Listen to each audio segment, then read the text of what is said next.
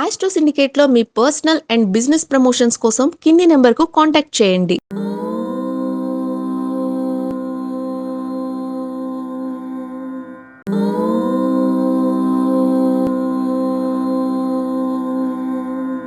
నమస్కారం గురుగారు.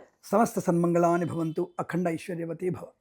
గురుగారు, ఇప్పుడు కామాఖ్య అనంగానే మనం ఎక్కువగా విన్నది తాంత్రిక పూజలు ఎక్కువ చేస్తారని మనం ఎక్కువగా వింటూ ఉంటాం.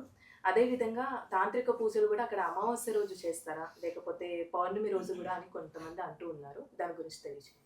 ఒకటి ఏంటంటే తాంత్రిక పూజలు అనేది నిజంగా అంటే మనకి ఈ మధ్య ఎక్కువగా చెప్తున్నటువంటి విషయాల్లో తాంత్రిక పూజలు ఉంటాయి. మన అక్కడ తాంత్రికమే అంటే ఇప్పుడు మీరు కేరళలో కూడా తాంత్రిక పూజలు ఉంటాయి. ఇది చాలామంది పట్టించుకోరు, దాని అందరికీ భయం. తాంత్రికం అంటే ముద్రలతో చేసేది, ముద్రలు మాత్రమే ఉంటాయి వాటికి. ఇప్పుడు అయ్యప్ప మాల వేసుకున్న వాళ్ళకి ఈ విషయం అర్థం తొందరగా అవుతుంది.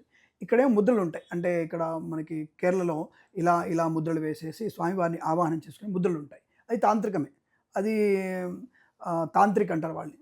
అలాంటిదే మన కొన్ని బీజాక్షరాలతో అమ్మవారిని ఆవాహనం చేసుకోవడం అనేది అక్కడ మన కామాఖ్యలో హోమంతో జరుగుతుంది. అది ఉట్టికి మంత్రాలు ఉండవు. అక్కడ తాంత్రికమైనటువంటి కొన్ని మంత్రాలతో బీజాక్షరాలతో ముద్రలతో పాటు అమ్మవారిని ఆవాహనం చేసుకునేటువంటి అవకాశం ఎక్కువ ఉంటుంది. అంటే ఒకప్పటి కాలంలో యాక్చువల్ ఏంటంటే ఒక చెడ్డవాడు ఉండేవాడు. సపోజు ఆ చెడ్డవాడిని నాశనం చేయడానికి ఉపయోగించేవాడు. ఇప్పుడు అది కాస్త ఈ తాంత్రిక విద్య ఏంటంటే మంచి వాళ్ళ మీద, ఇప్పుడు నా అమ్మాయి నచ్చింది, నాకు అమ్మాయిని వశీకరించుకోవాలి, బాబు నీకు 2 లక్షలు ఇస్తా, కిరణ్ ఈ పని చేస్తావా, రైట్ చేసి పెడతా బాబు అని చెప్పి చేసి పెట్టాడని. బాబు ఈ అబ్బాయి నాకు మోసం చేశాడు 3 కోట్లు, వాడు చచ్చిపోవాలి, వాడికి చేస్తావా, బొమ్మ పెడతావా, కుచ్చుతావా, ఇవన్నీ ఇది చేతబడి. అది చేసేది చేతబడి వేరు, తాంత్రిక హోమాలు వేరు. తాంత్రిక హోమాలు అంటే ఒక కార్య సాఫల్యత, నువ్వు ఒక ఉద్యోగం కోసం ప్రయత్నం చేస్తున్నావు, ఆ ఉద్యోగం అక్కడ ఉన్నటువంటి వ్యక్తులకి నీవు వశీకరింపబడాలి. అంటే ఆ ఇంటర్వ్యూ వెళ్ళగానే ఐఏఎస్ అయిపోయింది, 10 మంది 10:1 జాబు, నేను తప్పకుండా వెళ్ళాలి, నేను ఈ పని చేసుకుంటే నీకు యోగం ఉండాలి, జాతకంలో దశమస్థానానికి యోగం ఉంటే అప్పుడు తాంత్రిక పూజ చేసుకుంటే తప్పకుండా నీకు వస్తుంది. 10:1 10 మంది పోయి యాంత్రిక పూజ చేసుకుంటే 10 మందికి వస్తుందా? అది కాదు కదా. కాబట్టి నీ జాతకంలో దశమస్థానం బలంగా ఉన్నప్పుడు తప్పకుండా ఆ ఉద్యోగ ప్రక్రియ నీకు రావాలి. అటువంటి ప్రక్రియ నీకు రావడానికి అవకాశం తాంత్రిక పూజల్లో ఖచ్చితంగా ఉంటుంది. దానికి బీజాక్షరాల మంత్రాలతో హోమం చేసుకునే అవకాశం ఇది ఖచ్చితంగా మీకు పౌర్ణమి అమావాస్యలో చేస్తారు. ఇక్కడ మీకు అక్కడ చేసేది మాత్రం పౌర్ణమి రోజు చేస్తారు, అమావాస్య రోజు చేసే అవకాశం ఉంటుంది. కామాఖ్య మంత్రాలు వేరు, అంటే మీరు అన్నట్టుగా ఈ వారాహి ఇవన్నీ కాదు, ఒక బీజాక్షరాలతో ఉంటుంది అమ్మవారి. కామాఖ్య అమ్మవారికి బీజాక్షరాలతో ఉంటుంది. చండీ రూపమే అమ్మవారు కూడా, వేరే రూపమే, దుర్గా రూపంలోనే ఒక భాగం అమ్మవారు. దుర్గాదేవి అయినటువంటి 18 శక్తిపీఠాలు ఒక శక్తిపీఠం. అది అంటే ఒక అవయం అమ్మవారి అక్కడ పడినటువంటి అవయం కాబట్టి అక్కడ చేసేటువంటి పూజలకి అద్భుతమైన ప్రక్రియ.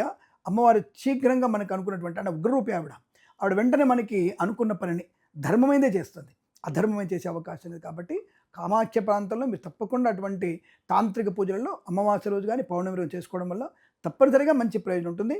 ధార్మికమైన శుభ సంకల్పమే తప్ప అశుభ సంకల్పము, అధర్మమైనటువంటి కోరికలు ఎట్టి నెరవేరవు, అవి తిరిగి కొడతాయి మీకు, అది మాత్రం గ్యారెంటీ. చాలా మంది కామాఖ్య వెళ్తున్నారు కాబట్టి వెళ్ళిన తర్వాతకి మనం పూజ అనుకోవచ్చు, అక్కడ చేయవలసిన పని అంటూ ఏంటి? ఒకటి, కామాఖ్య దేవాలయంలో ఖచ్చితంగా చేయాల్సిందంటే అమ్మవారి దర్శనం, నామస్మరణే. అక్కడ మీరు చేసుకోవాల్సిన పూజలు, మీరు చండీ హోమం చేసుకుంటే విశేషం. అంటే తాంత్రిక పూజలకు తిరిగినా మీరు చండీ హోమం చేసుకుంటే, అంటే అక్కడ పూరీలు పెట్టి ఇలాంటి చేస్తుంటారు పూజలు, ఇప్పటికీ చేస్తుంటారు వాళ్ళు. అది అఫీషియల్గా చేస్తారు, అది నాన్ అఫీషియల్ కాదు. అది పెద్ద పెద్ద రాజకీయ నాయకులు కూడా చేయించుకుంటారు అక్కడ. అంటే గెలవడం కోసం, ప్రజలలో మమ్మకి ఇవ్వడానికి, గెలవడం కోసం. తప్పు లేదు, మంచి పని చేయడానికి పూజలు చేయ, నో ప్రాబ్లం, దాన్ని ఎవరు ఆక్షేపణ చేయరు.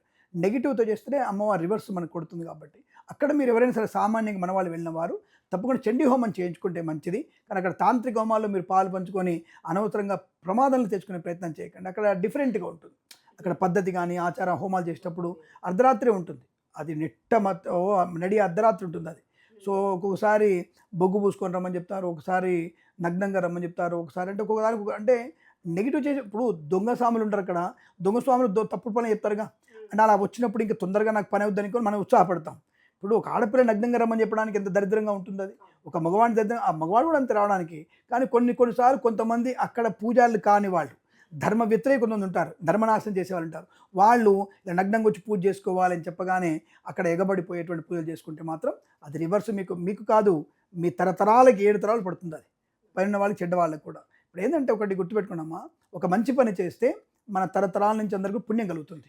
మన పోయిన వాళ్ళు కూడా నరకం నుంచి బయటపడి పుణ్యంలోకి వెళ్తారు, వాళ్ళు మోక్షాన్ని పొందుకుంటారు. మనము చెడ్డ పనులు చేస్తూ ఉంటే మన వాళ్ళకి చెడు అంటగట్టి ఆ మంచి వాళ్ళని కూడా నరకంలోకి తోసేస్తున్నాం మనం. వాళ్ళు పాపం ఏదో కష్టపడి స్వర్గంలోకి వెళ్దాం మోక్షం పొందాం వాళ్ళు వెళ్తున్న టైంలో మళ్ళాంటి వాళ్ళు చెడ్డ పనులు చేసి వాళ్ళని నరకంలోకి తోసేస్తున్నాం మనం. మన 7 తరాలు తరించడం అంటే ఇదే.